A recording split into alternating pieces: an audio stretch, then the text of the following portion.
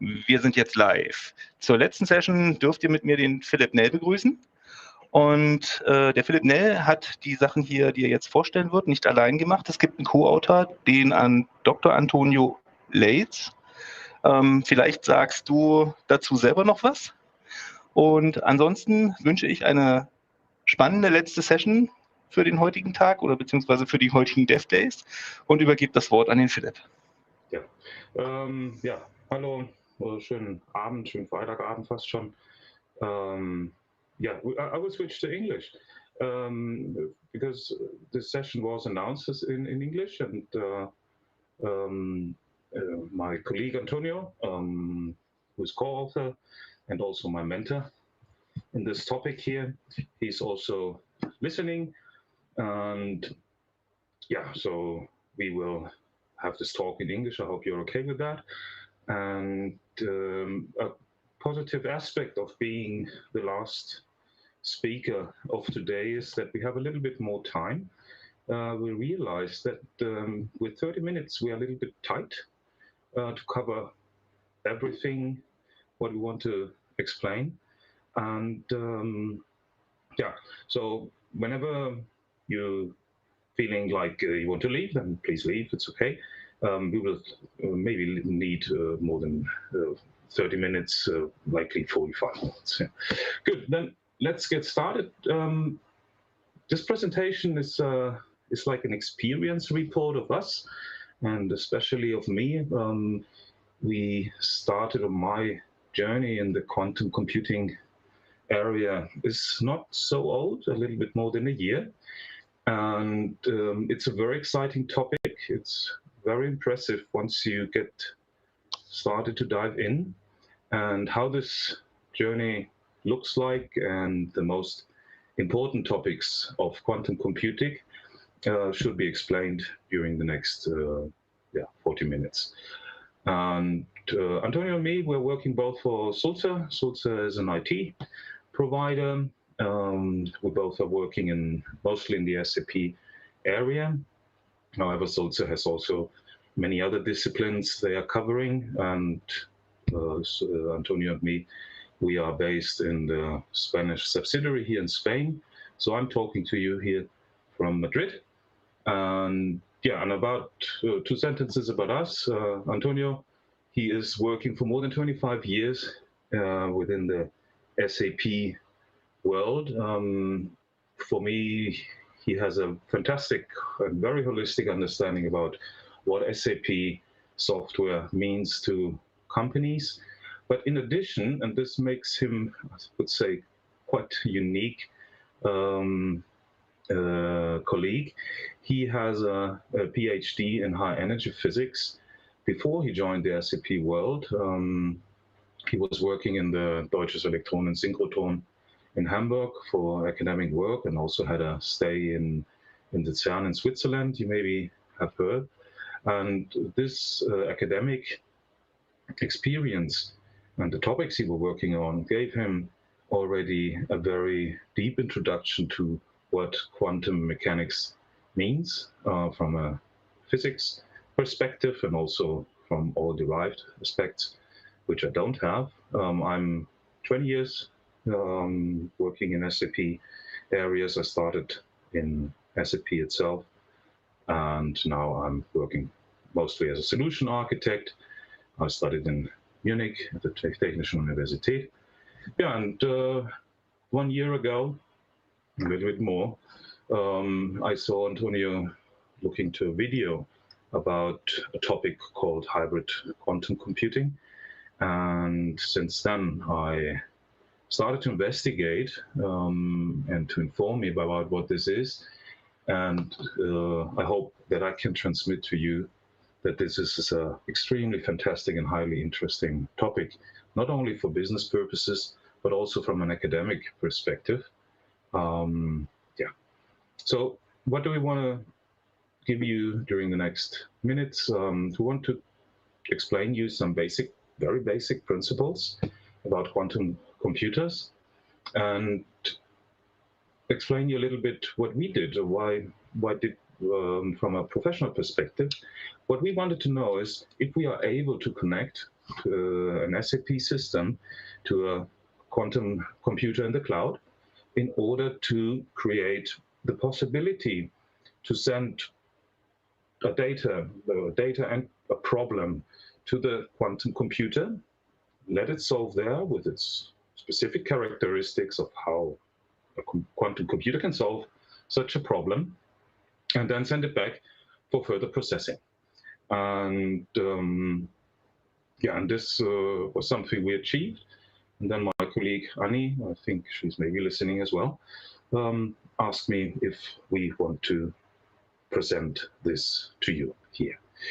We don't have much time. It's a quite extensive area with a lot of speed at the moment. We cannot explain everything in detail. So it will be just a very brief fundamental introduction. Anyone who has exposure to the topic will not find something new, substantially new. It's our own experience, our understanding, and what you will also likely see is that quantum computing and quantum logic is a very different way of expressing logic, and very different to what we are used when we talk about classic computing. Yeah. So in order to follow, and I'm just explaining my own hurdles to you, try to forget about what you know about computers. It might be really a handicap if you try to project our common normal understanding about how computers work to quantum computing. And also, I found myself asking too many questions of why. Yeah? And this might also be a hurdle. It's easy, I think, if you just accept something initially and then at a later stage try to understand or find the reasons why something is just happening. And there are even effects for which I think, as far as I know, humanity has no explanation yet. It's fantastic. I think possibilities are immense, very impressive. You will read, or you can read quite a lot about what quantum computing means. We will try to explain this a little bit. And if you want to continue, prepare please for a longer journey, because it's a very wide topic and you have to be very, you have to pay much attention to what is happening in this area of technology. Good. So we will do a very short introduction, then we go into some basic concepts. What are qubits? What is the so-called superposition? And why do we have this exponential growth in calculation? Then we talk about entanglement. Entanglement is a property of, or a state, a specific state of n qubits, which has a very particular behavior. And then we also see that we have a very interesting observation when we come to measure a qubit. We will see that even if a qubit can have many different states, so more than one, than 0 and 1, that at the very end, we will come to 0 and 1 when we have a look at the value of a qubit after having done some operations. Then we would like to present two different algorithms of major importance in the quantum computing area. And we don't have only one single quantum computer type. Actually, we have two. It's not a differentiation on hardware level as such, but on the way logic can be expressed and up to which degree problems can be expressed on one type or another. And for one of these two types, we have two types, the universal and the annealers, we will see that logic is not expressed in a programming language as such, or in a sequence of quantum gates, but in a single mathematical function, which will express a problem, include the data, and which will be sent to the QPU, the quantum processing unit. Yeah, and then we will talk briefly about what we did in relation with connecting an SAP system to a quantum computer. Good. Having said that, so what is quantum computing? You maybe have heard that in 2019, there was an event that quantum supremacy was achieved. I hope I pronounced this more or less correctly. And what was achieved? The problem was solved with a quantum computer in 200 seconds compared to about 10,000 years, which it would have taken with a classical computer. Yeah. And this computation, or the result of this event, was also criticized because it was a theoretical problem, not of much practical relevance. However, it was really the first time that something was really shown that there is something we can do with quantum computing in extremely short times, for which classic computers would take very, very long. Yeah. Actually, the QPU of that computer, Sycamore, was just briefly transferred to the Deutsche Museum, I think end of July. So you can have a look at it as soon as it is exposed to the public at the Deutsche Museum. Yeah, so it might be that there might be an impression that quantum computing is something pretty far away. I had this impression at the beginning, but when I started to get into it, I realized that the topic is much more advanced than I could initially imagine. Yeah, so it reminded me of this, what's written in the mirrors of American cars, that objects are closer than they appear. And here just two web pages that have been recently released, or articles that have been released on internet, that Volkswagen takes quantum computing to the factory. So this is a very recent announcement of Volkswagen of 18th of August. And BMW has launched a quantum computing challenge in order to invite whoever wants to present solutions to 4 different type of problems which are described within this challenge that has been published here in July. So you see that there's something that is really not purely academic anymore, far different. It has reached industry, not only automotive, many other companies are having a very deep look into that already. So what is quantum computing? It's a way of processing information, not in the classic way, but in a way that we use quantum mechanical systems.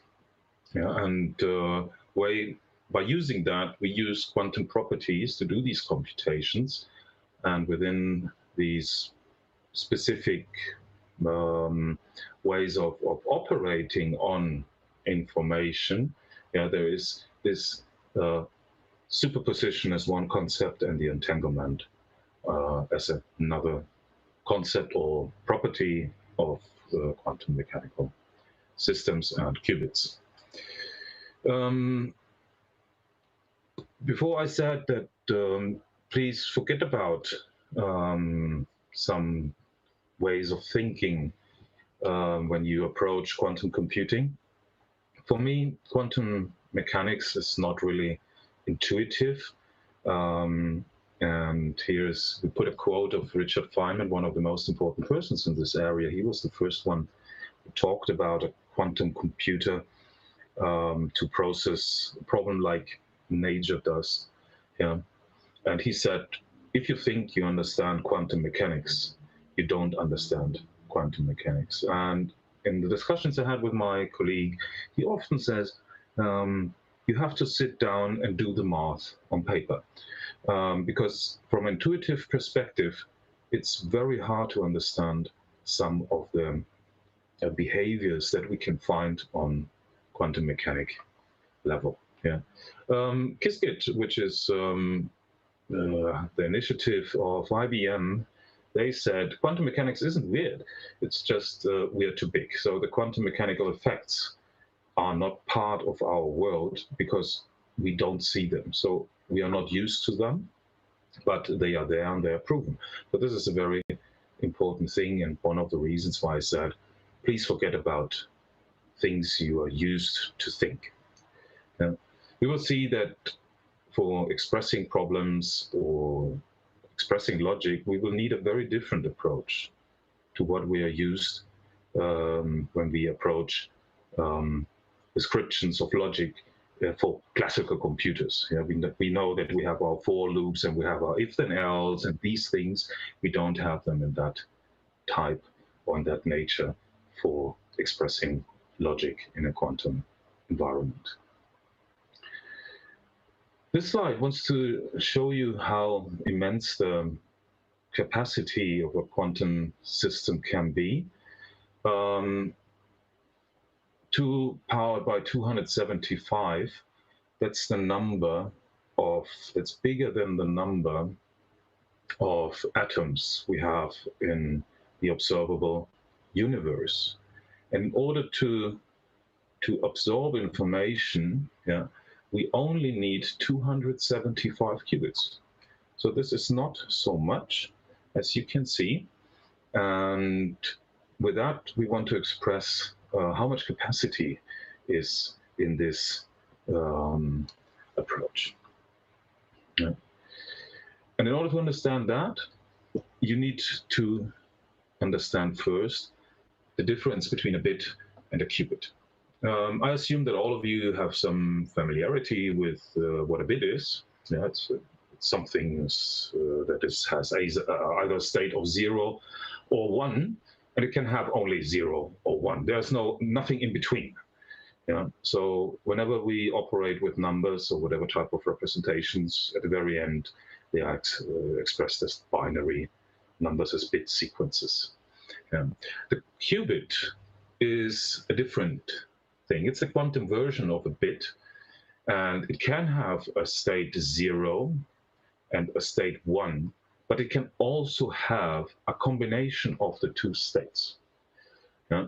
So this is here a specific quantum notation for expressing states, and that's one way. And there's also vector-based representation, which is following like a vector here, yeah, with a corresponding limitation or condition that alpha square plus beta square must be 1, which results, if you have a look at this, imagine this is a sphere, that a state of qubit, yeah, is always like a vector within this sphere with a radius of 1, yeah, and it can be anywhere here, yeah, at any given moment in time. So that's a big difference, and that's one of the reasons why we can absorb so much information with so little number of qubits. Yeah, and the explanation why we have this 2 powered by n, we try to explain here. I know that during this talk, the slides are pretty full of text, but I was not able to shorten it. So I hope that you still can follow, that you can follow the text and also my explanations. And I hope that by pointing with the mouse, I can guide you through the important things, the important information on these slides. Let's have a look at this. When we're talking about bits, then like here we have 2 bits, yeah? So we can express with 2 bits 4 different states. So we need for 4 different states, we need 2 units of information. If we go for 3, then we have 8 states we can express, and we need 3 units of information. Units is equivalent to a bit. Yeah? With a qubit, this is a different thing. As said before, a qubit can be not only be 0 or 1, it can be in the superposition state, and we have 2 units of information here. So if we have a look at a 2-qubit system and a state around that, then we see that we have these factors here, yeah, and with that, for 2 qubits, we have 4, we need, or to express the state of 2 qubits, we need 4 units of information, which are these factors here, alpha, beta, gamma, and delta. And if we go for 3 qubits, then we have already 8. Yeah, we need 8 units of information to express the state of a 3 qubit system. If we generalize that, then we come to the conclusion that with n qubits, we can express 2 powered by n units of information. So if we need n units of information to describe the state, and this is equivalent that this is the number of units of information a system can store. So, yeah, this is a very important aspect and reasoning why quantum computers and quantum systems are very different to what we are used in the classical world. Now the next slide is how about computing. It might look very simple or very basic the way I explain this. It is up to a certain degree still on quantum computing level, up to a certain degree, this is still like that.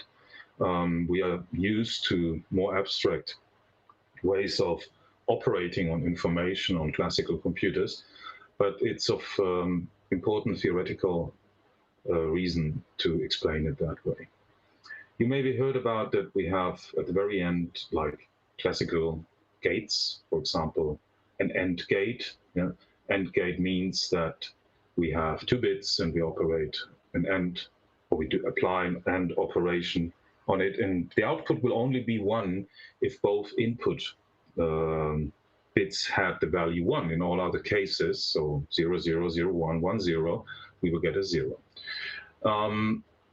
This gate, for example, the AND gate, is not reversible. We cannot get back from the output of an AND operation to the input, because we have 3 combinations for 1 output and only 1 combination for the other output.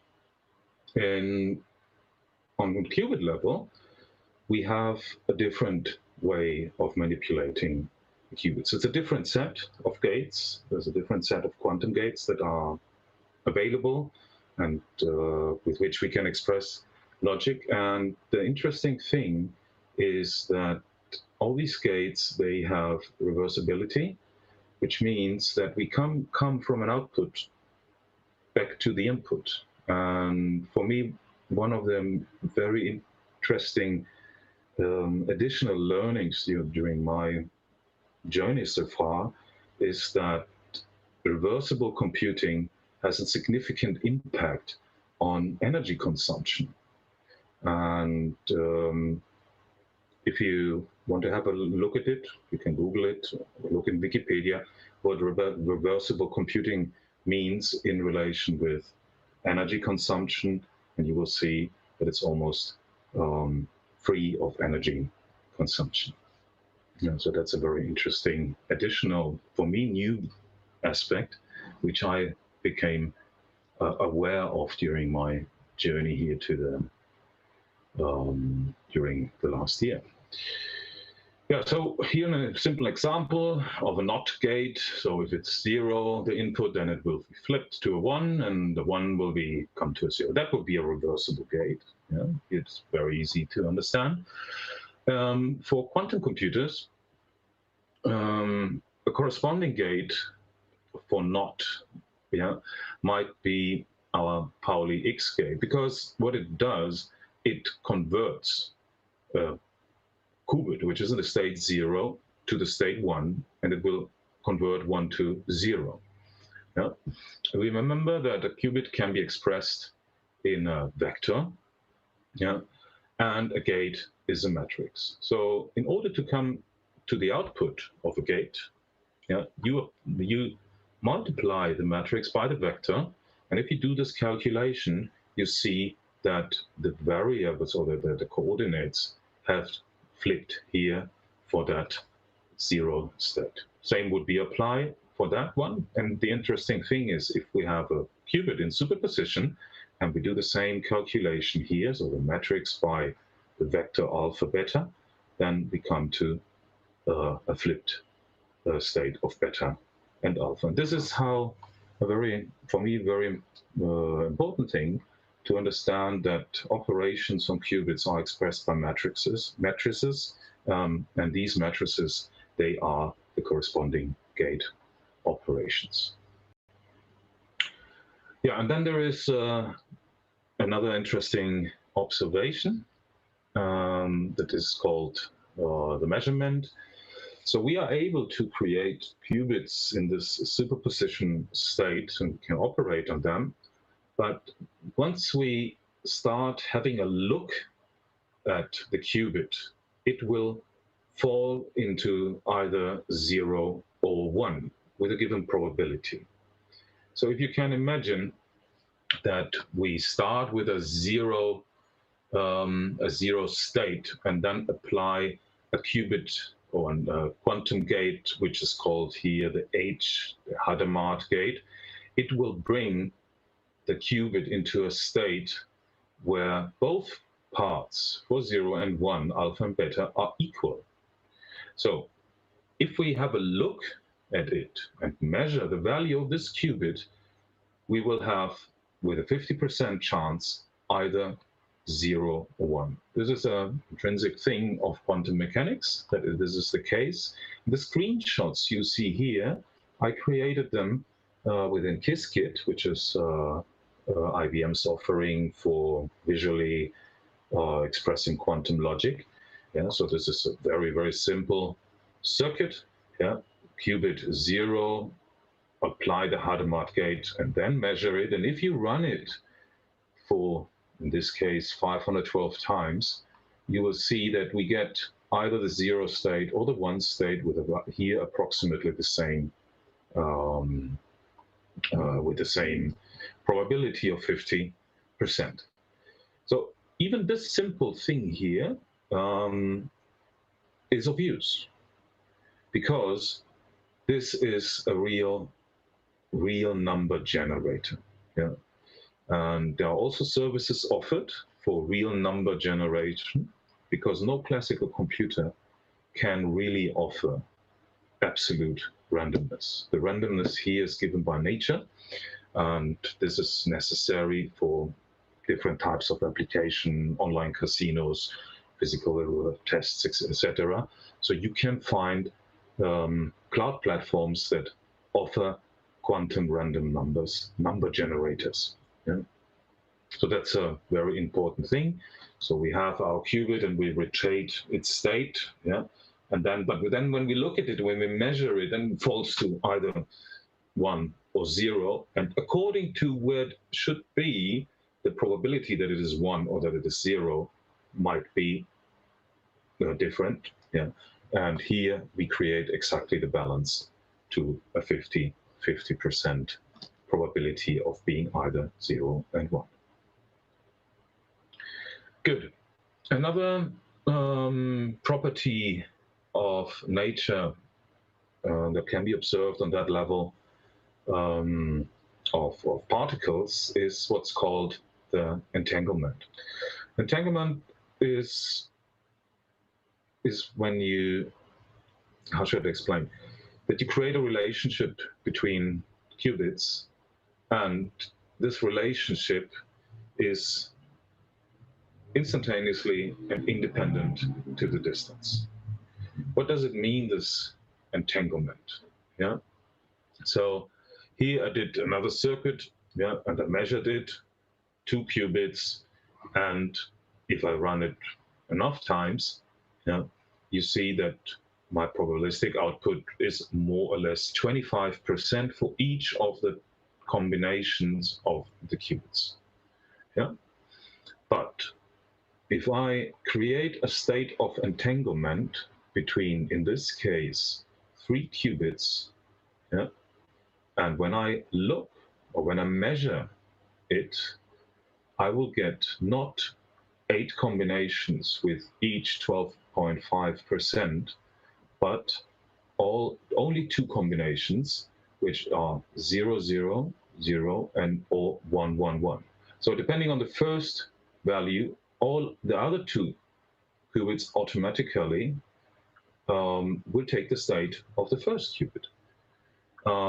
This is an observation which has been proven, which Albert Einstein was very annoyed, because that's what he called a spooky action at a distance. I put here some additional resources. Currently, the longest distance of or between two entangled qubits is 1.1 thousand kilometers. And entanglement is not only important for quantum computation, but it's also very important for quantum communication and quantum encryption. Yeah, here we come to the two algorithms that I wanted to inform you about their existence. And the first one is the Shor algorithm. Why is Shor of that much importance in my understanding? Shor proved that it is possible to express on a quantum computer a solution to crack RSA, not in exponential time, but in polynomial time. This means that it has been proven theoretically that if a hardware would exist that would be sufficiently big enough, or which would have sufficient qubits, we could crack the basis of our communication or our security in the internet, or current standard, in a short time. It's not to understand that Antonio mentioned that that Shor is not a threat. Maybe RSA is just not strong enough. There are also already techniques available for creating, on a classical way, quantum secure communication. And even if today we are not yet able to create, or not us, the corresponding scientists, to create a computer who can apply that on the current lengths of RSA, we have to consider that if someone wants to send me something today which should be secret for 20 years, and if you would capture that message today, and in 10 years you have access to decrypting technology, then in 10 years you would figure out something that should still be 10 years secret. Yeah, so that to prove that this would be possible, that's for me one of the most important aspects of the Shor algorithm. And the other one is the Grover algorithm. He proved that with his quantum algorithm, it would be possible to search an unordered list, not ordered list. So for an ordered list, we have the binary search as a very efficient search mechanism, but the Grover algorithm operates on an unsorted list of elements, and that there is a way to find an object within square n, or with a complexity of square n, which is a quadratic improvement to the current best way we can search in such a list of elements of the attribute unsorted. Yeah, and such a search, of course, is the basis of a lot of different problems we have, or we want to express, and we do every day. So this is also very important algorithm. There are many more, but there is not enough time to talk about today. Yeah, so we have seen here a way of expressing logic, which might look pretty curious at the beginning. Yeah, but these are the gates explained. This way of expressing logic belongs to what's called the universal quantum computer, a type of quantum computer. There are many different hardware implementations to which this is applicable. And yeah, as said, we express logic currently with these type of gates. But there's another hardware type, the so-called quantum annealers. They cannot be used to resolve every type of problem, but a specific type of problem, ones that require finding a minimum. Yeah. So if you have a look at this, yeah, we want to find this point down here, which is the global minimum, and which is the best solution to, or the minimum of a function that expresses an optimization problem. Yeah. So the annealer, instead of having this gate approach, you project logic of a given type, an optimization problem, by sending a mathematical expression, which includes the data, and you will see the details in the next slide. And the difference is that there are installations, or there's hardware available which have already 5,000 qubits. So there are a lot of possibilities to, or they have already quite some capacity to absorb complex problems. And here, the important thing for expressing this logic and projecting it to the QPU is a specific format for a mathematical expression, the so-called QBO. What is a QBO? We will see it right now. So quantum annealers are not general purpose computers, yeah, but they are focused on finding a global minimum of a cost function. The cost function expresses the problem we want to solve, and they will find it. And they will find it faster. And there are many QBO formulations, or many mathematical expressions for problems that some of you might heard already. Like, for example, the traveling salesman, which means like the shortest distance between a set of points to find that, which is an NP-hard problem. And we can solve this problem with a quantum annealer. Yeah, and the so-called QBOs I mentioned here already, yeah, is a quadratic unconstrained binary optimization expression. Yeah, but this, any type of problem you want to send to this type of hardware needs to be formulated in as such as a QBO. And the general form of a QBO can be seen here. Yeah. So we have a constant, then we have here this part, which has the QI, these are the qubit variables, yeah, and then we have here the quadratic expression, where we put qubits into a relation of each other. Yeah. So here is the first part, that one here, that's the objective part. Yeah. This is where we want to get, or what we want to achieve. And this part is called the constraints part, and this is the part where we limit the way how we want to, or where we apply the limitations that are valid within our problem that we want to send.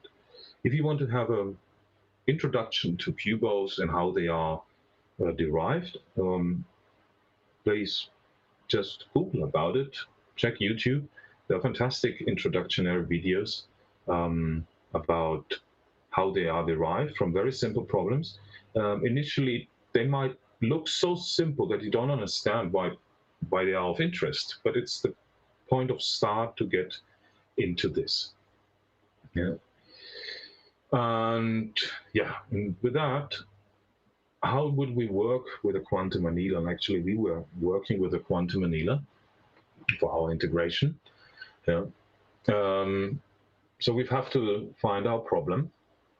or we have to identify the problem, and we have to create the corresponding qubit for that. Once we have this, we have developed this function. We will send it together with the variables to the quantum computer. It will start solving it. We might need to run it sufficient enough times to have a certain level of confidence to the result, because quantum computing is not deterministic, it's probabilistic. We have seen that before, that we apply one gate, the Hadamard gate, and we had 50% of getting a 0 and a 1. Yeah? So if you run something enough, then we will get a certain level of certainty about the output. And this is a very important thing we need to understand, that it's not enough maybe just to run the problem once. You need to run it n times until you have sufficient confidence. Yeah. These annealers, so even if they are not logically as powerful as universal quantum computers, they have, as far as we have understood, already pretty good level of acceptance within the industry, because they are robust and they have this huge amount of qubits compared to the other computers. Yeah, and here I want to present you a for me, very important paper in relation with quantum annealers. Andrew Lucas published in 2013 Ising formulations of many MP problems. So Ising and qubits are equivalent. So an Ising formulation can be converted into a qubit, vice versa. Qubits are a little bit easier to handle, I would say. Yeah, but this paper was showing for a lot of different problems of the complexity classes MP hard and MP complete, that there is a corresponding mathematical expression for that. And this is of much interest because we don't have to find the mathematical expressions by ourselves. So they are here given, and with that we have a solid base of logic or problems that can be expressed in this qubit format and being projected to a quantum annealer.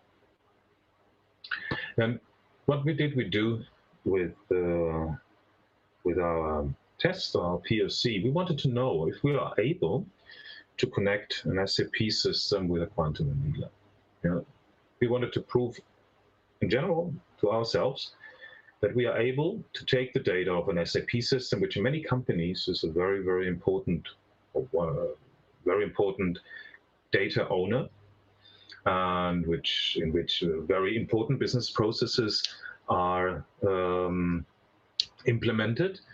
And within this functional scope of SAP systems, we know that there are many points of problems that could be potentially of interest to be solved on a quantum computer. But for that, we needed to be sure that we can communicate, so that we have the SAP system with the data and with the business problem, and we have the quantum computer, and that we are able to send this problem and the data to a quantum computer, that we solve it here, hopefully faster than with whatever is available, and send it back for further processing.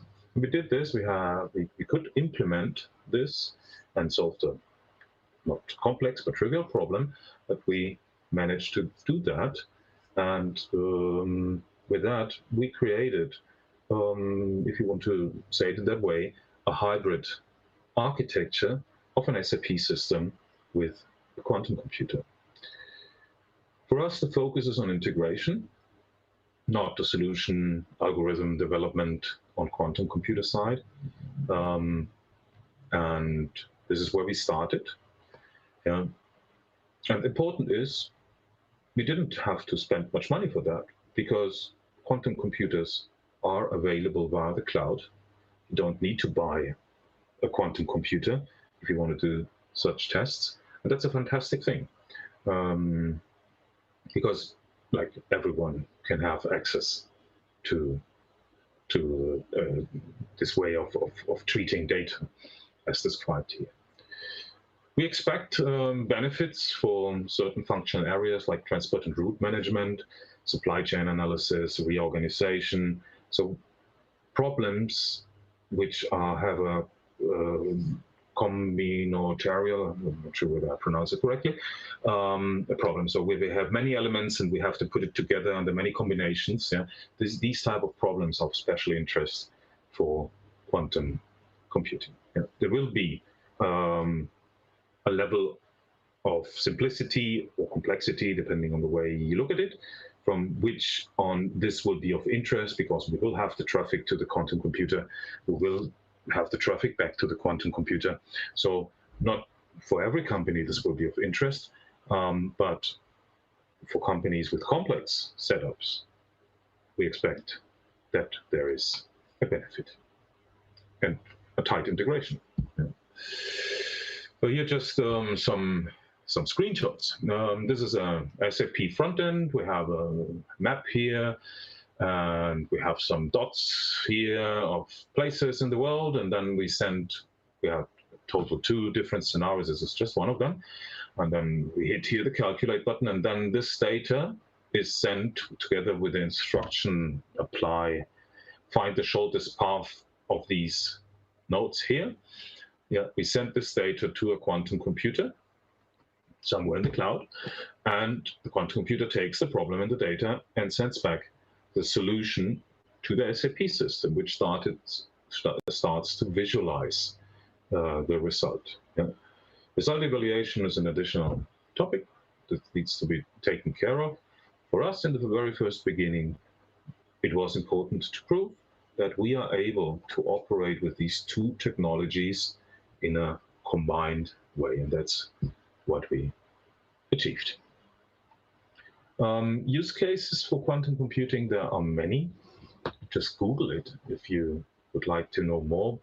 In any type of problems that have this nature of combination, of bringing things together with some limitations and aspects that are contradictory or not contradictory, but not any combination is valid. Yeah, constraints, route optimization, quality assessment, but also in the financial area, there's a lot of expectation in material development. Also in the pharmacy, it is expected that quantum computer can help, and of course in secure communication, which is not computing, but quantum communication, which by its nature is uncrackable. Yeah. And yeah, there are many highly interesting use cases for that. And that's why we think that even if today not everything is possible, hardware is maybe not yet ready, but the possibilities are very impressive. So we have shown that we could connect to a quantum computer from an SAP system. We assume that there are sufficient problems within SAP systems, not as a system as such, but business problems that can be of interest to be solved or additionally evaluated by quantum computers. That if you want to do this in a productive, industrialized way, we need a tight integration. We can start with downloading and uploading flat files. So we need direct communication, direct integration. Quantum computing has a tremendous potential. For me, it's also very passionate. Most of the progress I made during the last year, it was possible because I was so impressed by the way how logic can be described and is described, or is necessary to be described and projected to these machines. The possibilities it offers, I'm not yet fully through to all the aspects. I'm far away from that. For that, I'm very happy that Antonio is with me, because yeah, whenever I'm stuck, he's there and he's having the patience to explain that to me. Yeah.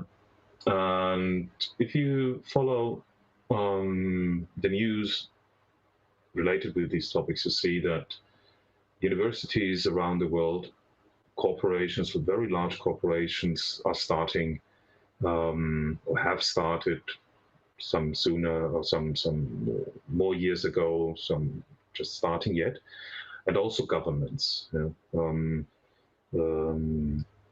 Currently, I think there's a program out there from the German government in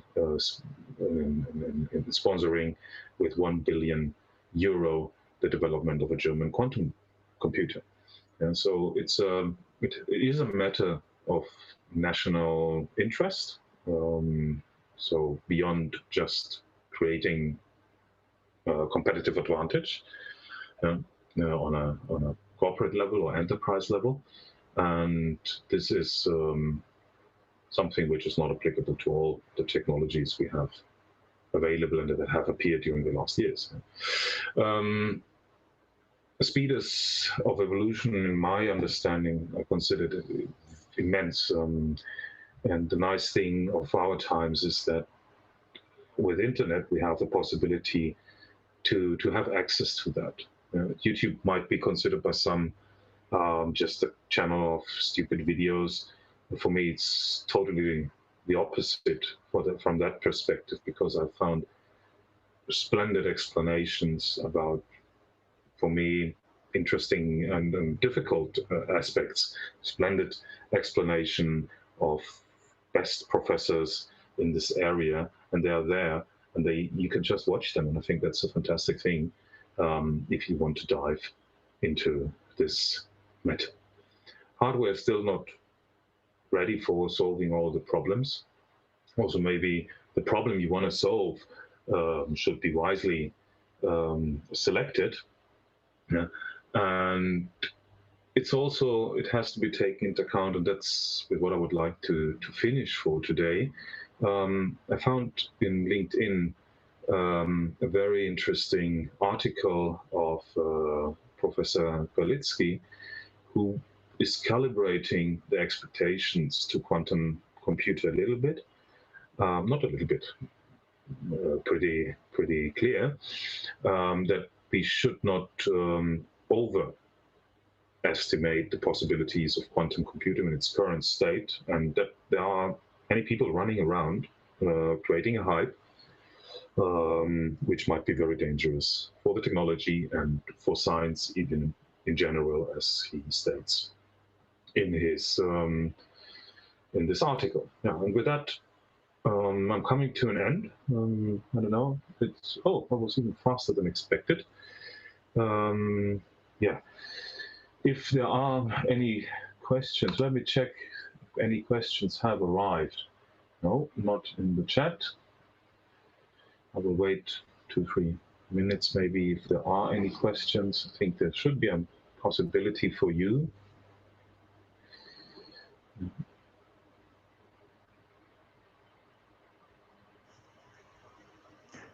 Dann würde ich mich schon mal mit einklinken. Let's switch to German, please. Okay. Okay. Vielen Dank erstmal für den Vortrag. Ja, also wenn jetzt noch Fragen kommen, wäre jetzt ein guter Zeitpunkt für den Chat, aber ich habe leider auch nichts gefunden oder beziehungsweise ich habe nichts wahrgenommen.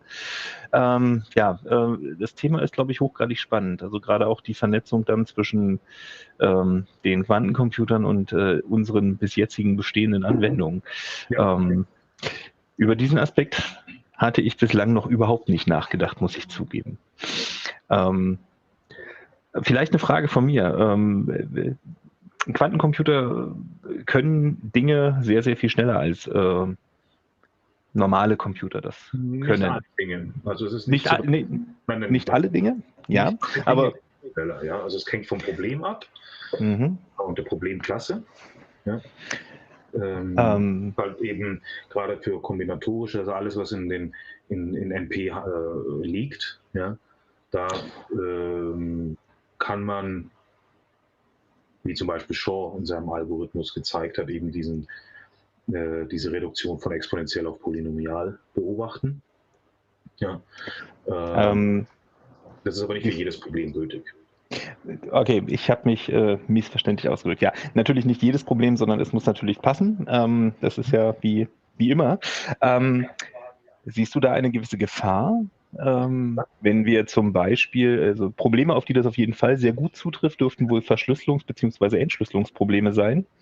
Ja, Liegt aber da nicht auch eine gewisse Gefahr drin, dass wir dann auf einmal, sagen wir mal, keine Geheimnisse mehr haben? also es gibt heute auch wiederum, Antonius, es gibt heute schon Verschlüsselungsmechanismen, die halt eben nicht Standard sind. Also was ich vorhin gemeint hatte, ist, dass Shore nicht die Bedrohung ist, sondern das RSA vielleicht einfach nicht ausreicht. Ja? Die heute schon quantensichere Verschlüsselung gestatten mit klassischen Mitteln. Und wenn quantensichere Kommunikation, wie soll ich sagen, allgemeiner verfügbar ist, ja, dann sind wir da auch wieder sicher. Ja. Im Moment ist es halt schon beobachtbar, dass also auch Staaten, die EU als Staat, also die Europäische Gemeinschaft als Staatenvereinigung, die haben ein sehr, sehr großes Interesse, Eigenständigkeit auf dem Thema zu bewahren oder zu erhalten.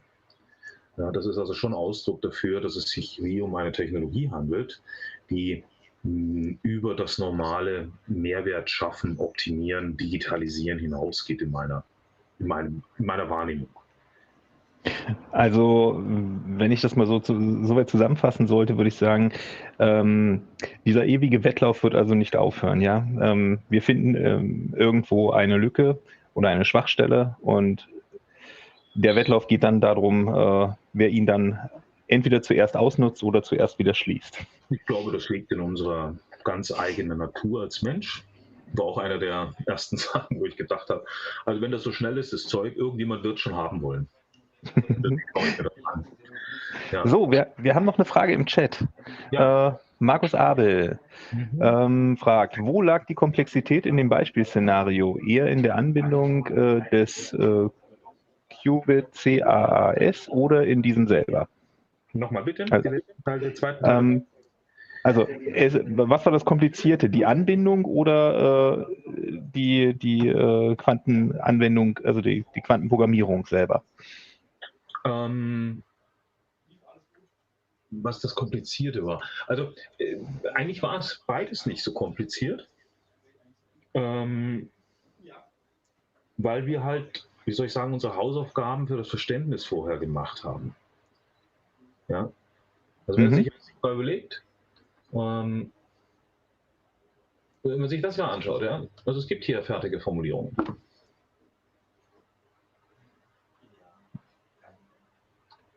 Ja, es gibt hier eine fertige Formulierung für den Traveling Salesman. Und man muss halt wissen, dass es da ist. Und da muss ich halt noch von meiner Anwendung an den Quantencomputer rankommen. Also ist es eine ganz normale Schnittstelle? Es ist keine ganz normale Schnittstelle, weil das bisher noch nicht besonders ausgeprägt ist, dieses Thema. Ja. Okay. Aber es ist machbar. Also wir haben das ja auch geschafft. Ja. Es ist ja nicht so, dass wir jetzt irgendwie Zauberer sind oder so. Wobei das manchmal, was wir Informatiker tun, für viele Menschen schon deutlich mehr mit Magie zu tun hat als andere Dinge. Ja gut, aber in unserem Fall gehe ich jetzt davon aus, dass alle, die jetzt heute da sind, eine gewisse Affinität zu Computern und Technologie haben, sonst würden sie wahrscheinlich keine Developer Days besuchen. Ja. Und würden vor allen Dingen auch nicht so lange hier bleiben. Und würden am Freitagabend jetzt noch dabei sein. Ja. Also was ich halt einfach festgestellt habe, ist, dass für mich jetzt, ja, ich bin Informatiker, ich bin kein Physiker. Ja. Also erstmal musste ich wieder in eine Denkweise rein, die ich nicht mehr gewohnt war. Und ich habe theoretische Informatik als Vertiefung gehabt. Musste das erstmal alles entrosten auch. Ja. Ich musste einiges vergessen. Ja, also meinen Kopf frei machen für eine Art und Weise einer Logik, Ermittlung, Betrachtung, die nicht unserem If-Then-Else for While Gedankengang eines Problemausdrucks entspricht. Ich weiß nicht, ob ich mich verständlich ausgedrückt habe. Ja, ich habe es auf jeden Fall verstanden, ja, weil ich musste auch gerade schmunzeln. Ja, also ob ich jetzt Java oder Python oder irgendeine andere normale Programmiersprache mache oder in der entwickle. Ich komme immer wieder auf diese Grundkonstrukte. Mhm. Ja. Und das ist eben nicht da. Sondern es geht um diese Operatorenketten oder diese mathematische Minimierungsfunktion. Ja. Und das ist natürlich ganz was anderes, um Logik auszudrücken, als das, was wir mit If-Then-Else machen. Ja, Ja, das stimmt. also das ist, glaube ich, das ist ein wichtiger Punkt, den man einfach erreichen sollte, dass man das eben, wie soll ich sagen, unbeschwert entgegennimmt. Gibt es irgendeinen Tipp von dir, wo man starten sollte, wenn man jetzt in das Thema mal, also als typischer If-Then-Else-Denker mal einsteigen wollen würde?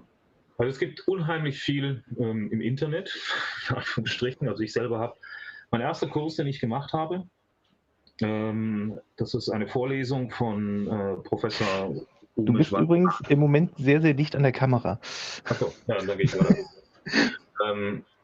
Also mein erster Kurs, den ich gemacht habe, oder meine erste Ausbildung, war von einem Professor der Berkeley-Universität, umsonst, also über die DX-Plattform. Und damit habe ich begonnen. Und und dass ich jetzt eben aus Spanien irgendwo in dem Fall zu dem Zeitpunkt irgendwo in der Pampa einem Professor von Berkeley an einer Vorlesung, auch wenn sie asynchron war, teilnehmen kann, das ist halt etwas Sagenhaftes. Ja. Und YouTube ist voll davon. Also voll von exzellenten Einführungsvideos. Es lohnt sich sicherlich auf zum Beispiel Qiskit zu gehen. Oder auch, es gibt ich weiß nicht, ob jeder Hardware-Anbieter webbasierte IDEs hat. Und dann gibt es ganz, ganz exzellente Tutorials. Okay, also im Grunde eigentlich dann, würde ich das jetzt mal so als Schlusswort nehmen, eigentlich ändert sich gar nichts, mit ein bisschen Neugier an ein Problem herangehen und so, als wenn man eine ganz normale, also in Anführungsstrichen eine ganz normale neue Programmiersprache lernt, sich offen dem Thema gegenüberstellen und dann machen. Also ich habe für mich jetzt persönlich, aber das ist meine ganz persönliche Erfahrung, ja, halt einfach auch gemerkt, dass zum Beispiel, dass meine Mathematikkenntnisse, ja, lineare Algebra, komplexe Zahlen und so weiter, das hatte ich alles nicht mehr präsent, das musste ich alle erstmal entrosten. Mhm. Und aber mir persönlich macht es halt auch Spaß, diese mentalen Liegestützen wieder gemacht zu haben. Das war für mich unheimlich interessant und was ich eben im Besonderen, ich habe das versucht, durch dieses Konzept des Reversible Computings auszudrücken. Da gibt es noch viele andere Aspekte, weil man mal angefangen hat, was da alles reinfällt. Ja, und an Beobachtungen und Gültigkeiten, was man sonst gar nicht so richtig mitbekommt. Das fand ich unheimlich aufregend und spannend. Okay, gut. Dann würde ich sagen, wir verabschieden uns von den doch immer noch recht zahlreichen Zuschauern bei uns im Stream. Ja. Ich freue mich. Ich würde mich freuen, wenn ihr nächstes Jahr wieder dabei seid. Ich hoffe, dass es nächstes Jahr live ist. Wir tun alles dafür. Und ja, vielen, vielen Dank für diesen super Vortrag. Es hat mich sehr gefreut und ich hoffe, dass wir vielleicht auch mal wieder Kontakt haben, vielleicht auch mal live dann. Das wäre auch was ganz Tolles. Wobei von Spanien eine Anreise, da muss ich mal, warte mal, Sulz ist doch ein Sponsor, da muss ich mit denen mal sprechen, ob die vielleicht die Reisekosten übernehmen. Wir können es nicht, aber prinzipiell würde ich auch, kann ich, glaube ich, guten Gewissens sagen, gern wieder. Ja, also, thank you very much. All of you out there, I don't know if you're speaking German or not. Have a great weekend. Take care. Okay, goodbye. Danke. Vielen.